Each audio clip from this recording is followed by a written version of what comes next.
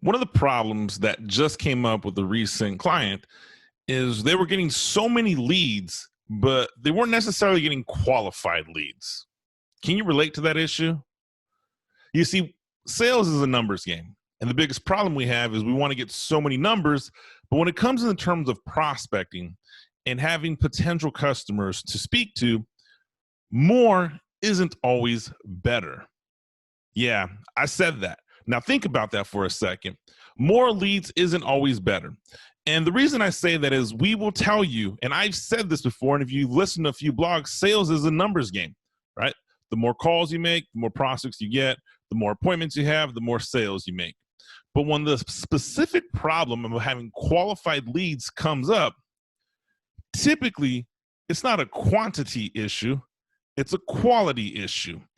And if you don't change anything or you don't do anything different about that, you're going to continue this cycle of getting unqualified leads in your pipeline. Having unqualified leads is a huge time suck. It can be demotivating.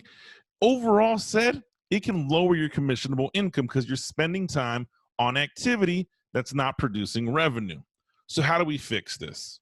Well, the first thing you want to do is reverse engineer your buyer's decision-making process.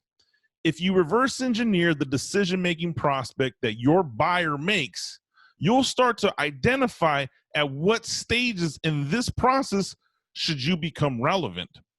You see, a lot of potential buyers for your product or service will start doing research on product, service, or offering months before, if not maybe a year before, they may decide to make an investment. As people start to do the research phase, their level of commitment of buying or making a decision typically isn't urgent. Now, you don't want to be out of sight, but the activity you'll put into somebody in the earlier stage of their mental buying process isn't going to be the same as someone who's in the tail end of the buying process, meaning they've done the research, they're ready to make a decision, they're ready to have conversations, they're ready to have questions. So how do we spend more time with the people who are at the tail end of the buying process versus people who are at the beginning end of the purchasing process? Let's think about that for a second. We all have potential customers we want to speak to and spend time with, but when they're in the beginning stages of purchasing, it is typically a consumer or a prospect-driven activity. They're doing research, they're looking at blogs, they're listening to podcasts, they're watching commercials, they're reading emails, they're doing everything. So in that term, maybe the outbound marketing or the social media marketing or whatever marketing you're doing is relevant and important. But when it comes to hand-to-hand, face-to-face, phone-to-phone conversations, you might not be the exact person they want to speak to at that time. You're going to essentially spend time with someone who's not ready to make a decision. So when they're at the tail end of that decision-making process, that's when you spend time with them. Now, I know that sounds really easy to say. Hey, you have a problem getting qualified leads because you're spending time talking to people who aren't ready to make a decision. They're typically in the beginning stages. So let's recap that for a second. We will reverse engineer the process a buyer goes to purchase your product. Do they research it first? Do they watch YouTube videos on it first? Do they, I don't know, ask for referrals, ask for friends? What is it that your buyer is doing long before they make a decision to purchase your product?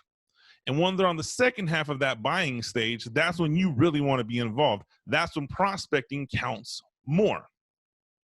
Now, just because you target somebody at the tail end of their buying process doesn't mean they're going to purchase. And this leaves a bigger question, which really is a bigger problem. How do I know what is the exact buying process, and how do I know who is my exact potential client? The simple answer, let me rephrase that, is once you reverse engineer the buying process, then you will create your client avatar. Who is the best client for your product, service, or offering? Are they married? What type of income do they make? What type of business do they own? What did they purchase last year? What struggles are they facing in life?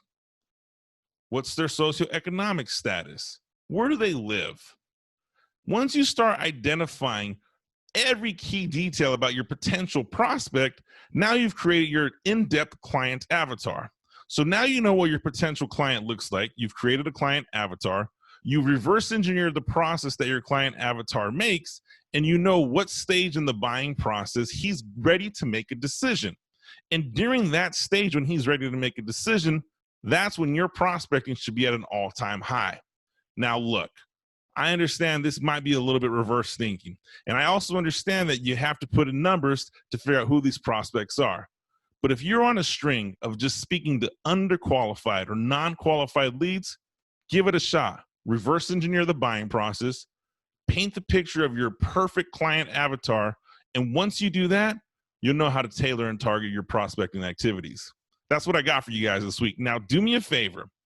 If you need help in this process or any process at all, click subscribe. There's a link in the comments below. Schedule some time on my calendar. I'm spending some time in the back half of the year speaking to people who work with me or people who want to work with me. All said and done, I'm just spending some time on a call helping you identify some of these problems. This is free. I enjoy doing it. Get on my calendar. Subscribe to the blog, comment, like below, and I'll see you guys next week. Thanks so much. I'm Anthony Garcia.